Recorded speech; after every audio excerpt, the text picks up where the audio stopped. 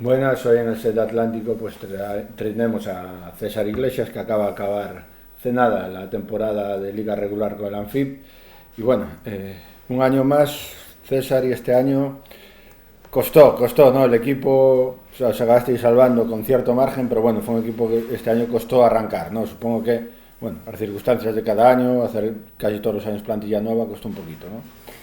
Sí, hemos tenido diferentes problemas, muchos extradeportivos, empezando por una configuración de plantilla que teníamos un jugador americano, Josh Meyer, que tuvimos problemas con el visado y un retraso de 9 meses, ¿no? Prácticamente esto pues alteró todo lo que es la configuración, ya que por las puntuaciones de los jugadores por quintetos nos dejó prácticamente un quinteto sin poder utilizar. Y bueno, a partir de ahí hemos tenido pues muchos problemas. Primero el ingreso de Bryce por el ataque de una bacteria durante un mes. Después de lo de Bryce pues vino lo de Jason, que tuvo neumonía, pasándolo muy mal en un partido en Ilunion, donde acabó muy mal y luego tuvo que estar un mes por baja médica parado. Y bueno, luego vino la lesión de Bastian en el codo, también con baja médica de otros 20 días. Y bueno, aunque todo parecen pues malas noticias, yo estoy muy contento de la temporada, porque con todo esto que ha pasado, la gente que realmente ha estado, que ha sido muy poquita, ha dado la cara, ha apretado los puños y peleado en el momento más difícil, que era muy fácil poner excusas y tirar la toalla, y nos hemos acabado salvando y con cierto margen 3 jornadas antes del final. Y bueno, hemos tenido un final ya más tranquilo, con ya toda la plantilla, donde hemos exhibido buen juego, ganando el último partido en casa y bueno, la verdad fue un año más que para olvidar, para aprender y para saber que las cosas cuando pintan mal a veces pueden ir a peor incluso. Sí, no. Es decir, justo veníais de ganar el último partido con buenos números al menos, que supongo que también os ayudará a los propios jugadores para decir, oye, podríamos hacer un poco más, ¿no? Teníamos un poco más.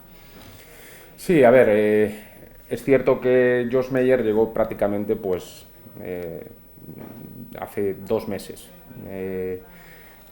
Cuando llegó, pues era la primera vez que salía a Estados Unidos, no conocía ni la liga ni a sus compañeros, y ha sido un jugador que prácticamente se ha adaptado en los últimos 3 partidos, que es donde ha sido más o menos el jugador que puede ser, ¿no? A eso implica también que los otros jugadores pues se adaptarán a él y a ese quinteto. Y bueno, ha llevado tiempo. Todo ese tiempo tenía que haber sido en pretemporada. Claro. ¿Qué pasa? Que si coges el equipo competitivamente hay como unos 8 partidos donde perdemos de una franja menor a 10 puntos, siempre en partidos disputados. A todas esas circunstancias que hemos hablado, está que prácticamente tienes un quinteto para jugar. Un quinteto para jugar te obliga a 40 minutos sin descanso de muchos jugadores. Y bueno, en ese sentido, cuando hemos logrado tener al final de la temporada toda la plantilla y hemos podido rotar, pues hombre, hemos exhibido un mejor juego porque hay muchos momentos ya no de cansancio físico, de cansancio mental, de que fallas 3 acciones y necesitas 1 minuto, 2 minutos en el banquillo para resetear en plan los 3 errores que has cometido y no lo tienes. Y si entras en bucle en el campo, pues eso el equipo lo paga y al final de la temporada sí que lo hemos tenido, ¿no? Hemos tenido ese relevo que nos ha hecho jugar mejor. Porque aparte para que la gente un poco que nos vea y lo entienda, esto no es como baloncesto normal, que sacas a un jugador y puedes meter a otro. No, aquí hay, según la discapacidad, tienes que tomar unos puntos y claro, no es tan sencillo, ¿no? Tienes que sumar 14 puntos y medio en el quinteto y eso te obliga muchas veces a que es un poco injusto, es justo pero injusto. ¿En qué sentido? El otro equipo también tiene que poner 14 puntos y medio en pista. Entonces eso, ¿qué hace? Hace que todo el mundo, a pesar de tener una lesión muy grave, tenga su espacio para jugar, porque son tan importantes o más los puntos bajos que los puntos altos. Si tú tienes un punto bajo con una lesión medular, que es rápido, que es listo, que es capaz de coger a un punto alto y que no baja a defender o que no suba a atacar, pues eso es un multiplicador. ¿Y qué implica? Implica que a veces un jugador pues está mal y arrastra a otro jugador que no pueda jugar, ¿no? No es lo del baloncesto normal que es, tú estás bien, pues fantástico, tú juegas, que estás bien.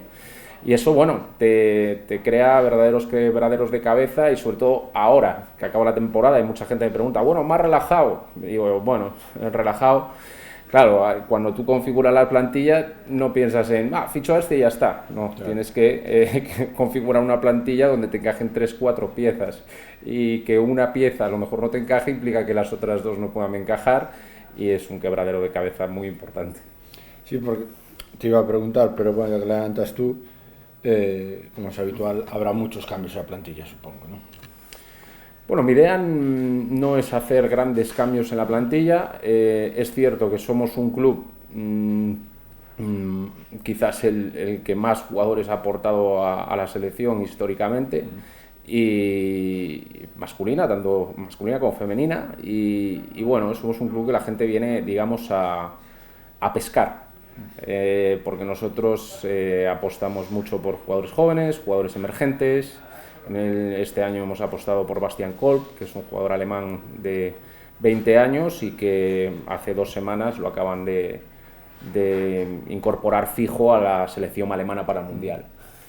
Entonces sabemos que muchas veces las circunstancias de continuidad no dependen de nosotros, dependen del mercado, en este caso de básquet en silla, que hay muchos equipos con presupuestos mucho más amplios que el nuestro y nos desbaratan los planes en cuanto a la plantilla que podemos hacer. Sí, supongo que el plan es un poco seguir con Agustín, que es el jugador franquicia, es de Vigo, vamos, y después con la gente aquí, con Julio, con Usía, ¿no?, que va creciendo, y después a partir de ahí, ¿no?, intentar hacer el mejor equipo posible, ¿no? Sí, nosotros desde la fundación del ANFIB con Pablo Beiro, nuestro proyecto se distingue por una cosa diferente a lo que hay muchas veces en la liga, que es jugadores extranjeros 10, 12 en una plantilla. Nosotros, el ANFIB es un equipo de Vigo para Vigo. Nosotros complementamos desde el inicio por filosofía el ANFIB con jugadores extranjeros que complementen lo que tenemos en Vigo. En el caso de Usía, Bryce, Julio, Agustín, Marco, que es un chico que lleva con nosotros 1 año y todavía no tiene licencia porque eso implicaría quitarle la reducción en puntos, ya que te dan una reducción el primer año y él está empezando, se está formando con nosotros, y esa es la filosofía del ANFIB. A partir de ahí, bueno, ¿qué pasa? Que tienes que complementar, como hemos dicho, con las puntuaciones para que estos jugadores de Vigo puedan jugar y competir a buen nivel. Estamos muy contentos porque Julio Vilas ya está prácticamente en selección común habitual, Agustín también, Usía también, están los 3 con opciones de disputar el Mundial. Para nosotros pues es un motivo de orgullo y yo creo que es lo que nos da la identidad como club. Y respecto a los resultados, que tampoco los locos, ¿no? Quedáis ahí, os mantenéis y bueno, tenéis los jugadores de casa y es un poco lo que se busca, ¿no? Tampoco se va a volver uno loco por intentar estar arriba cuando realmente no hay potencial para ello, ¿no? Estar arriba implicaría, para que la gente lo entienda, que a lo mejor el ANFIB dentro de 2 años no existiría. Yeah. Sería una, digamos, gestión irresponsable de los medios que nosotros tenemos, que muchas veces pues, es apoyo institucional, y eso implica mucho más que el primer equipo de la ANFIB. Nosotros tenemos unas escuelas deportivas con niños que ejercen natación y que tienen diferentes discapacidades, a la vez que básquet en silla, y entendemos que somos un proyecto, aparte de élite deportivo, también social. Y ese es el principio en el que nuestro presidente nos educó. Hablo de nuestro presidente Pablo Beiro, ¿no? Chechu, que ha cogido el testigo, tiene la idea. En el momento que la ANFIB no sea ese proyecto, la ANFIB no existirá.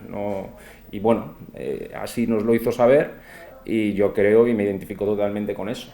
O sea, volvernos locos a fichar jugadores extracomunitarios y gastarnos el dinero en eso no le encuentro ningún sentido. Pero aparte estamos en la Liga Española, que es ya probablemente, no si no la más potente del mundo, de las 2, 3, ¿no?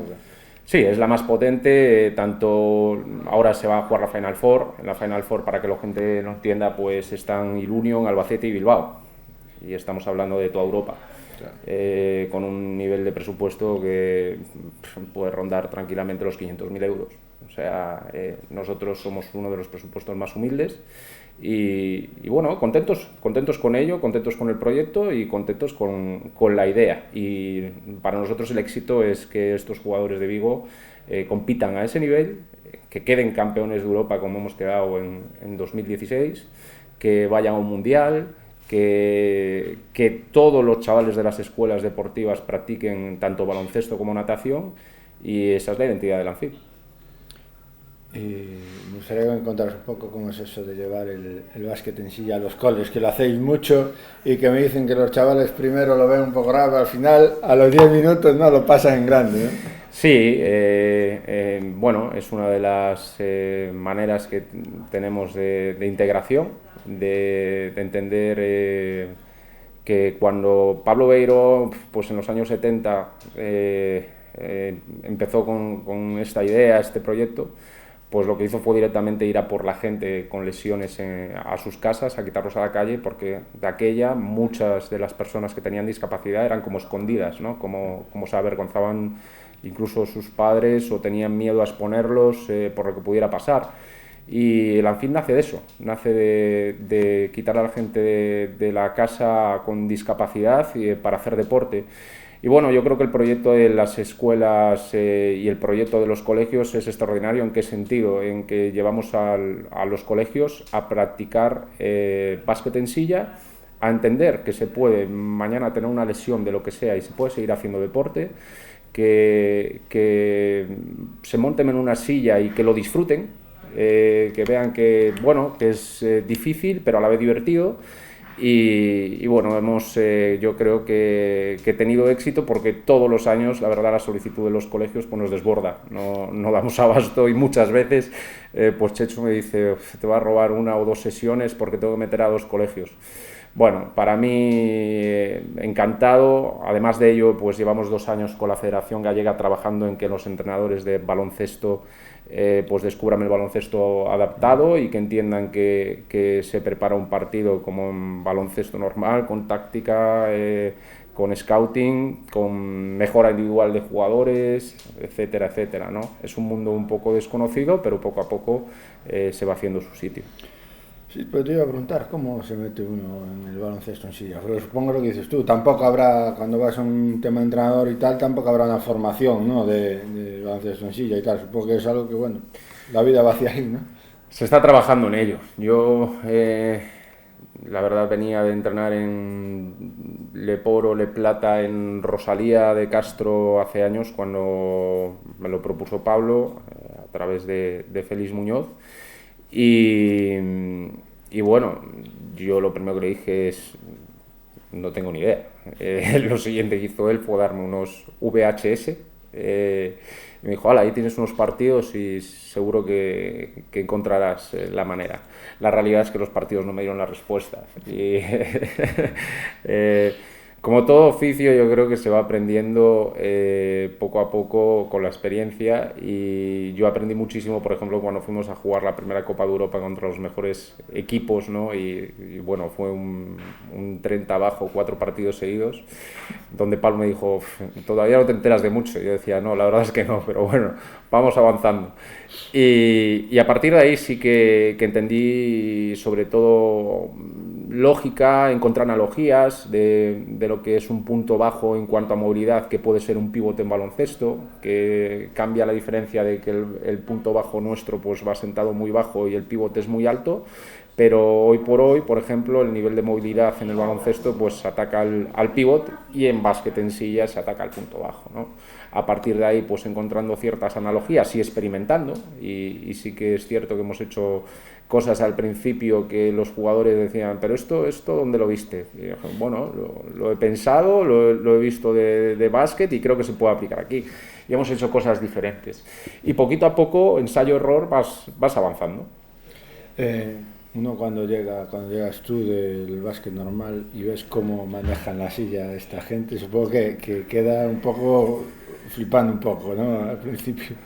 Lo primero que le pasa a todo el mundo, yo creo, es cuando el primero se cae así de cabeza, que va rápido y choca y se cae, que todo el mundo que no tiene experiencia hace como, para y tal, ¿qué ha pasado?, ¿no? Eso nos ha pasado a todos. Luego ves que es el pan nuestro de cada día y habitual cada 5 minutos. Lo siguiente es pensar en, cómo se ataca, cómo se defiende, cuáles son las reglas, ¿no? Recuerdo que hace nada fui a ver un partido del Frigoríficos de Cangas de balonmano, y yo de balonmano no entiendo mucho, pero al final le encuentras cierta lógica a los pivotes, a los extremos, como en el fútbol, pero también tiene cosas de baloncesto, ¿no? Y me pasó lo mismo con el básquet en silla. Al principio me sorprendí muchísimo con todos los contactos, con todo el manejo, y la dificultad de la silla realmente lo descubres cuando te subes a ella. Cuando te subes a ella, a los 5 minutos ya te duelen las manos, te empieza a salir la primera ampolla. La frase más habitual es: esto no es tan fácil como parece. No es tan fácil como parece, porque muchas veces hay jugadores de baloncesto que dicen: seguro que este juega bien al básquet en silla. Bueno, el problema es que llegue a atacar o baje a defender, porque puede tirar muy bien, pero hay jugadores que tienen tamaño, tiran muy bien, pero la movilidad le penaliza. Claro. Te iba a preguntar yo, que quizás en ese proceso de formación que me decías, que ya tienes a un jugador ahí a punto de salir tal, supongo que al principio sobre todo es aprender a moverse bien con la silla, ¿no? Que es lo básico en el básquet en silla. Sí. Intentas llegar a todos lados con las manos, ¿no? Aún ayer, ahora estoy trabajando mucho con Marco, que es la postemporada, ¿no? Y ayer intentaba puntear los tiros estando a 1,5 metros, llevaba el brazo, ¿no? Y no llegaba. Yo decía: es que te faltan 2 impulsos más con la silla para llegar, y no, estirándote no da más porque vas atado, ¿no? Y eso es algo que intentamos también todos cuando subimos una silla. Es clave, y bueno, pongo la analogía muchas veces de cómo aprendemos a nadar, cómo aprendemos a andar en bici y cómo aprendemos a andar en silla. Pues montando en una silla y estando el mayor tiempo posible en una silla, y teniendo que girar, y teniendo que arrancar, y teniendo que parar, y cogiendo velocidad. Y bueno, al final acabas cogiendo una destreza por practicar. Nosotros, cuando vamos muchas veces a los aeropuertos, ¿no?, los de la asistencia nos dicen: bueno, os ayudamos. Y decimos: vale, por supuesto, ayudarnos y tal.